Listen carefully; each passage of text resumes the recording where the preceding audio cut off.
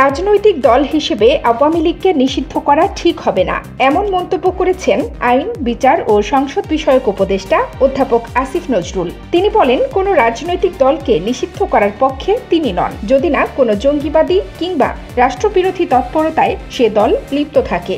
জামায়াতে ইসলামী ও ইসলামী ছাত্র শিবিরকে নিষিদ্ধ করে জারি করা প্রজ্ঞাপন বাতিল প্রসঙ্গে এই আইন উপদেষ্টা বলেন, আওয়ামী লীগ সরকার নীতিগত অবস্থান থেকে জামায়াতকে নিষিদ্ধ করেনি। আওয়ামী লীগ রাজনৈতিক অপকৌশলের অংশ হিসেবে ছাত্র জনতার বিপ্লবকে নির্মমভাবে দমন করার জন্য এই ইস্যুটিকে ব্যবহার করেছিল।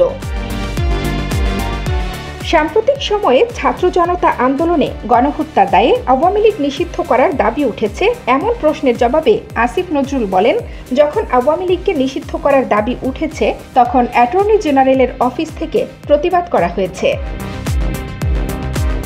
আসিফ বলেন, আওয়ামী লীগ বাংলাদেশের স্বাধীনতা সংগ্রামের নেতৃত্ব দানকারী দল। বিভিন্ন গণতান্ত্রিক সংগ্রামে তাদের অবদান ছিল, কিন্তু গেল 15 বছরে, বিশেষ করে সাবেক প্রধানমন্ত্রী শেখ হাসিনার সময় তারা যা করেছে সেটা তাদের ঐতিহ্যের সঙ্গে যায় না।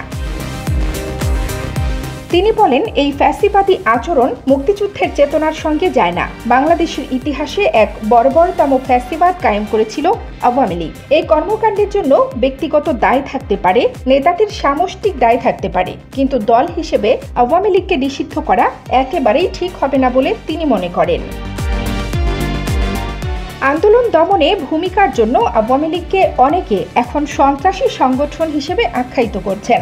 এমন প্রশ্নের জবাবে তিনি বলেন, যারা বাংলাদেশের অস্তিত্ব ও সার্বভৌমত্বে বিশ্বাস করে না, বাংলাদেশের গণতান্ত্রিক রাজনীতি নস্যাৎ করতে চায়, মুক্তিযুদ্ধের চেতনার বৈষম্যহীন ও শোষণহীন সমাজকে ধ্বংস করার জন্য যারা পরিকল্পিতভাবে সশস্ত্র সংগ্রাম করে, তাদের সন্ত্রাসী সংগঠন বলা উচিত। তবে মতামত প্রকাশ যতটা অবারিত রাখা যায় ততটাই ভালো।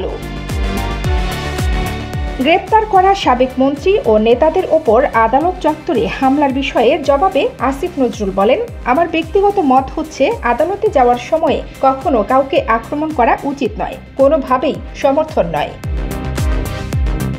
বর্তমানে যত্রতত্র মামলা ও আসামি করা নিয়ে নজরুল বলেন, ব্যক্তিগতভাবে কেউ মামলা করলে রাষ্ট্রের কোনো অধিকার নেই মামলা করতে পারবেন না বলার। তবে তার ও তাদের একটাই করণীয় আছে, সেটি হলো পুলিশ তদন্ত করবে। তদন্তে সুস্পষ্ট তথ্য না পেলে পুলিশ অব্যাহতি দিয়ে দিবে।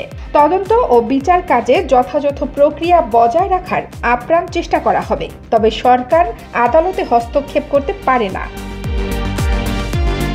কানিজ ফাতেমা, নিপা, খবর সংযোগ।